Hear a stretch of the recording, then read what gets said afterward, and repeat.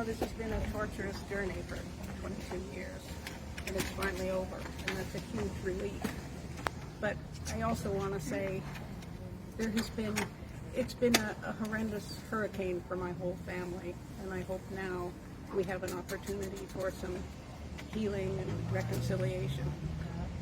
And when I say that, I mean healing for everybody, for the criminal justice system too, because it's not about, there's been so much misinformation and inaccurate representation of evidence that I hope the system begins to look at what is truth and justice as opposed to a zeal to maintain a conviction.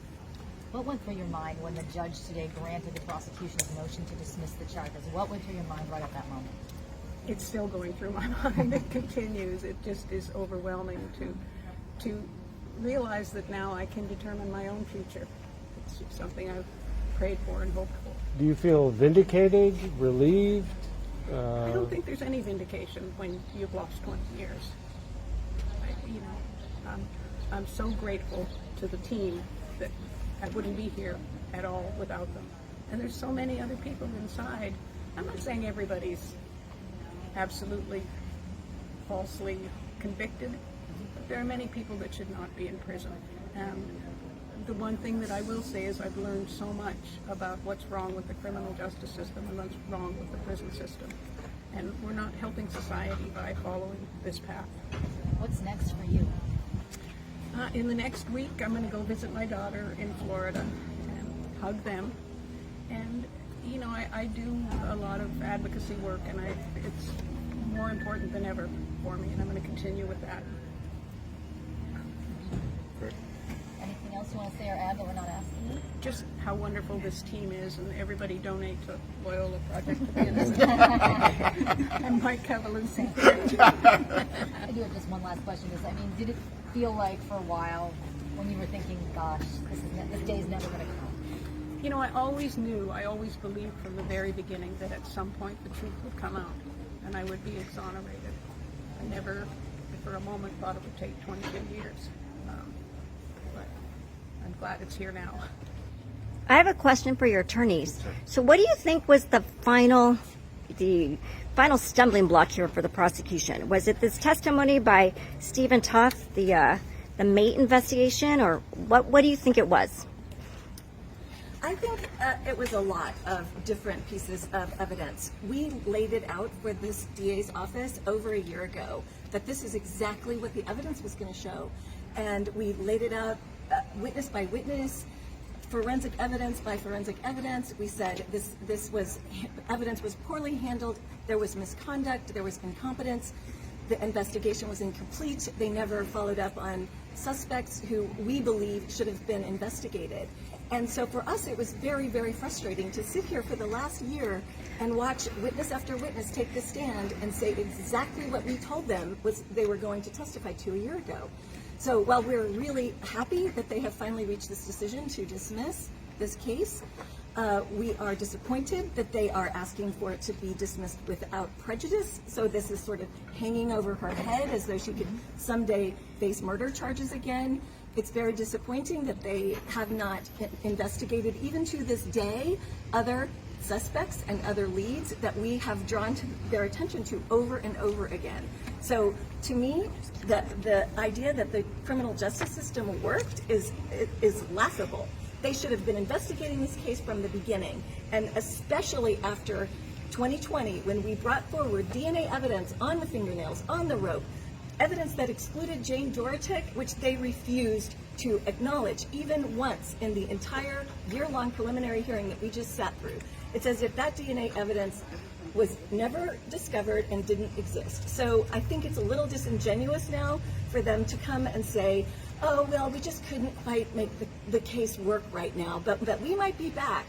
I don't think that's... Yeah, I'd like to add, if you read the prosecutor's motion to dismiss, they say that the reason why they're dismissing the case, among others, is because of critical rulings the judge made on Thursday. But as Ms. Mitchell has said, it is so important to consider the history here. The maximum pressure campaign against us, against Ms. Dorotik, the throwing up of obstacles every step of the way, there is a better path forward, San Diego. From Summer Steffen, the district attorney of the county of San Diego, to Kurt Meckles, the courtroom district attorney, to the public defender's office, who aligned themselves against us as we tried to fight for Jane and her constitutional rights. So what those papers say, when they indicate that this is based on one or two rulings from the judge last week, that only came after many years of us fighting for Jane and having obstacles thrown in our way every step of the way. So we're the reason that case got dismissed today. And Jane's dignity in standing up and stoically fighting for her innocence against every risk and every threat. That's why this case got dismissed today, and the timing is not an accident. They waited until a jury was going to come in here and start a trial before finally saying to us and to Jane, this is over. And no matter what they do from here on forth, whether that dismissal is with or without prejudice, as far as we're concerned, we're moving on. There is no cloud, there is only sunlight. So along those lines, they made a lot in their motion about how they were ethically bound to dismiss this case now. I mean, given all of the history of this case, certainly in the last year and even more, and the allegations of unethical conduct by the district attorney's office, how does that sound to you now? Well, in our minds, they were ethically bound to dismiss this case way back in 2016 when they determined that there was DNA evidence of a third party who clearly participated in Bob Dorotik's death, and they refused to do so. Ms. Mitchell could speak more to the history between 2016 and 2020 when I became involved, but I can say that in the spring of 2021, before we ever began the fiasco of Sergeant Toth's testimony and the fiasco of this entire preliminary hearing, Ms. Mitchell and I worked tirelessly to convince the DA's office. We had meetings with them in which we pleaded with them to follow the evidence and understand, as Ms. Mitchell has said, this was a poorly investigated case from the start. It was incompetently investigated, and it demanded dismissal. It's demanded dismissal for many years, and we finally got it today. And what was their reason in those meetings for not dismissing it? They just wanted to defend the conviction, or they thought that she was... Well, it was because it was COVID. We had a Zoom meeting, and most of the representatives from the district attorney's office refused to turn their cameras on. So we were speaking into a void as we walked them through piece of evidence by piece of evidence, every single piece of evidence they used to convict her in 2001.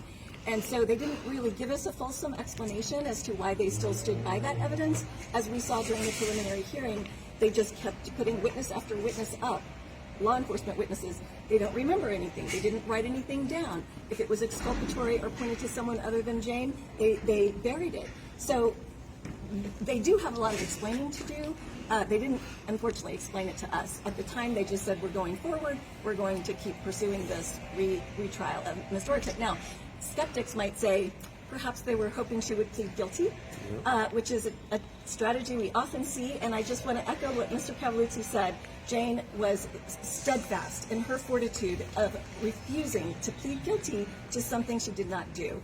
And there aren't many people who can withstand that kind of pressure. And did they make that offer? Did they say, we'll take a plea to a lesser? Walk away today? There was an opportunity to resolve this case, and I think it was just so important to Jane to fight for her innocence that those opportunities were not pursued, and were so... It's always hard for me to have a client who, in the face of that kind of threat, is able to stand up to it and fight it. And so it just made Paula and I so proud that Jane was able to do that. We won't go into the details right now, but there were opportunities that Jane thankfully turned down, rejected, and decided to fight this case, and that's why we're here this morning. What did they deem were the critical rulings? You talk about critical rulings. What were those, if you can? The rulings that were referred to in the motion to dismiss, which is a public document that you can all review, specifically focused around the tire evidence, that according to them placed Jane at the scene where the body was found. But if you do the least bit of investigation into how that evidence was collected, you will find out that it was incompetent and corrupted from February 14th, 2000, when it was first seen. Jane, can I ask you, is there anything you want to say about Bob? I love Bob.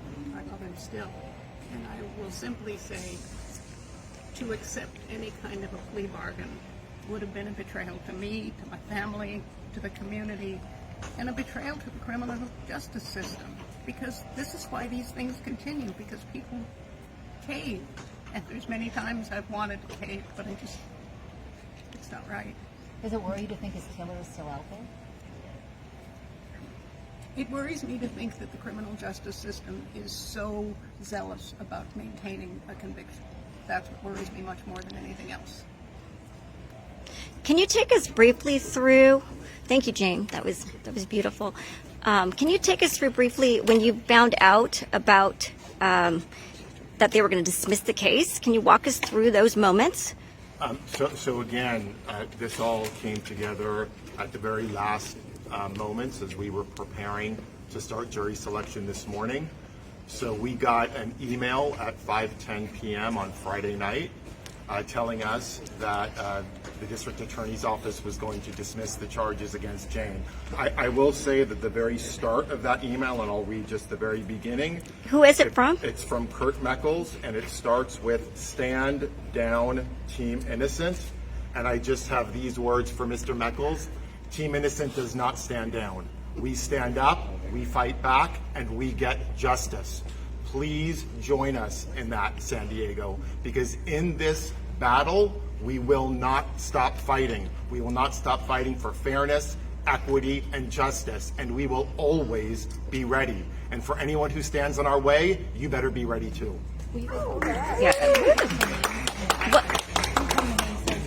Mike Cavalluzzi, Cavalluzzi. What did the email say? Can To make sure we're getting it right, it's Dorotik, right? Yes. I know it's been pronounced like 10 different ways, but Dorotik. Okay. Michael? Oh, Go ahead. can you tell us what the email said? I'd rather not share that now. Okay. But I would just like to add to your question about what rulings specifically may have prompted this dismissal. We moved to exclude this evidence they used at the first trial that the jury relied on to convict her that had absolutely nothing to do with this case and that had absolutely nothing to do with linking Jane Dorotik to this crime. There was evidence of a syringe that the DA's office called the most damning evidence in the case. Judge Kearney said, we're not going to talk about the syringe. There was evidence of ace-promazine being inside the syringe. The judge said, we're not going to talk about that. We're not going to talk about her demeanor, which we see often in cases where women defendants are charged with heinous crimes.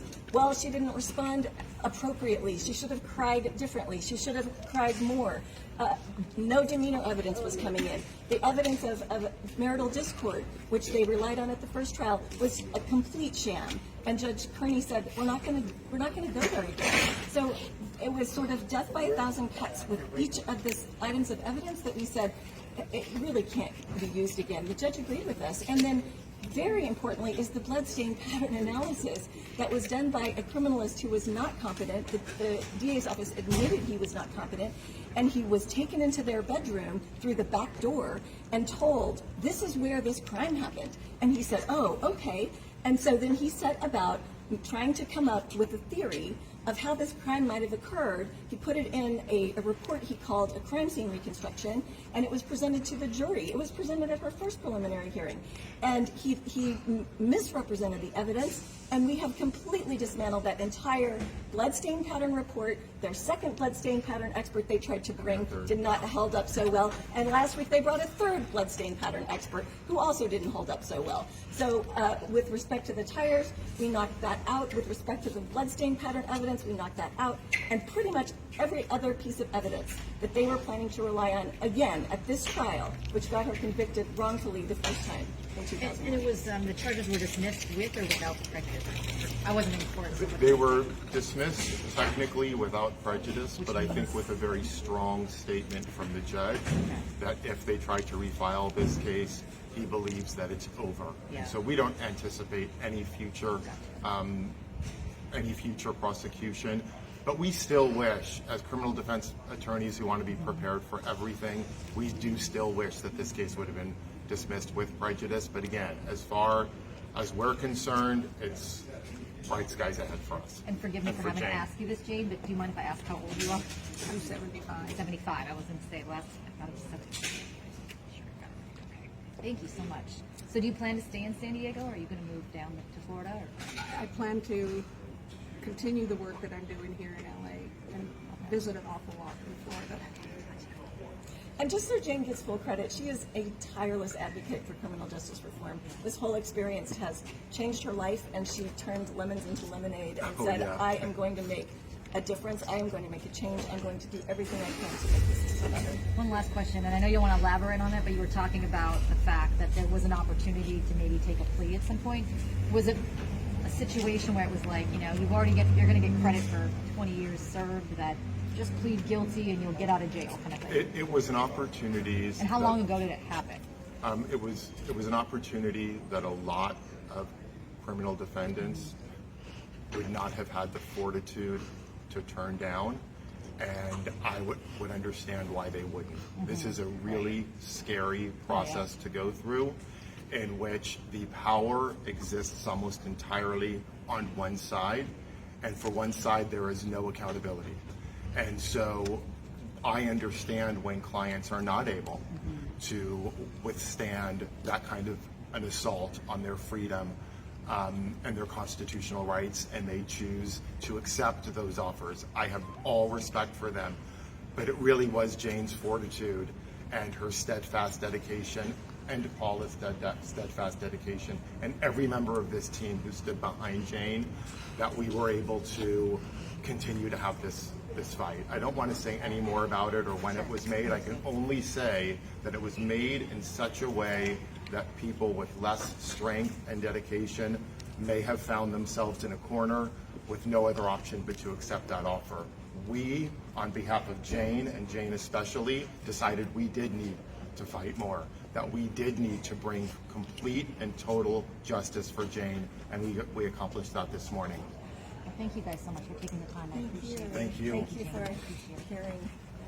Thank you.